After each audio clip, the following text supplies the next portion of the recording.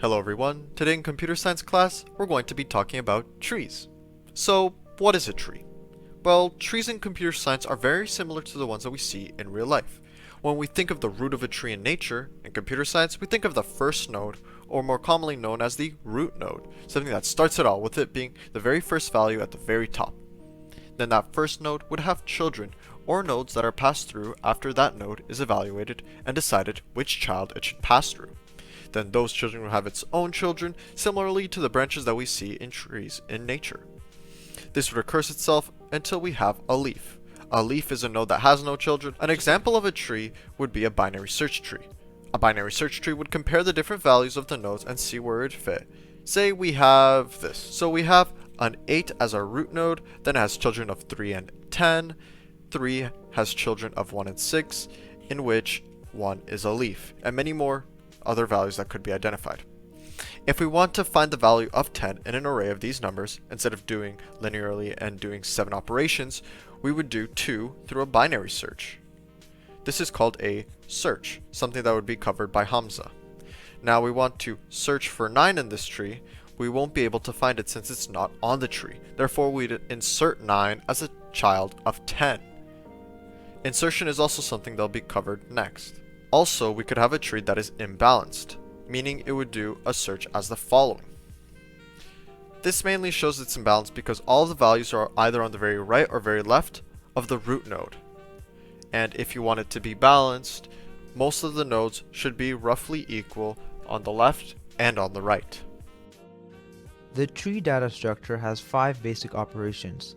Insert. This operation inserts an element into a tree based on similar concepts to binary search. The element being inserted is put into the tree based on if it is greater than or less than the current node, as you can see here.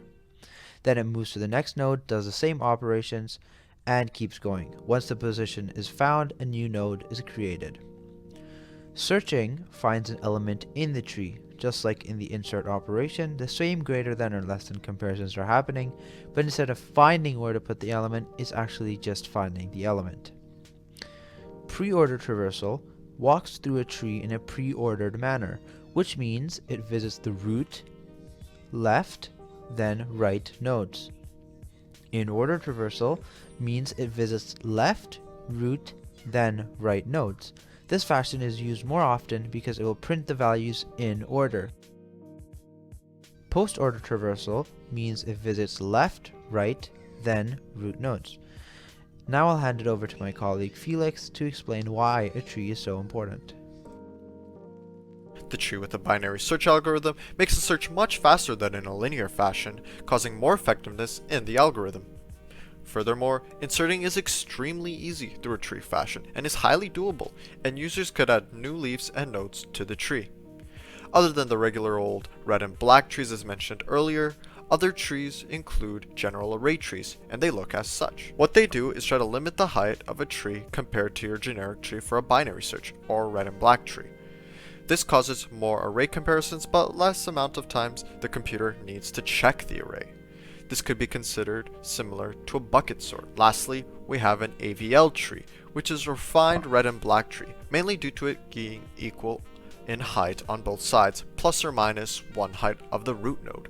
This means that the tree always keeps its log n search time. For this program that I've written, I will be using a sorted binary tree with int values. The node class at the top is used to store the int values that will be used, as well as keeping a reference to each of the childs. The insert method here is used to check the left and right childs to see where the new element should be added.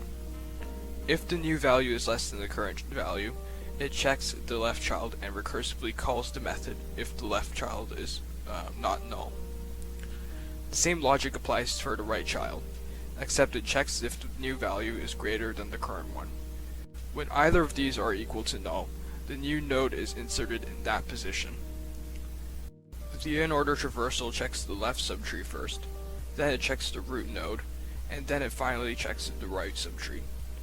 My main method here has the root value set as 5, and these are the numbers it will insert into the tree. Running the program will print these values in order from least to greatest.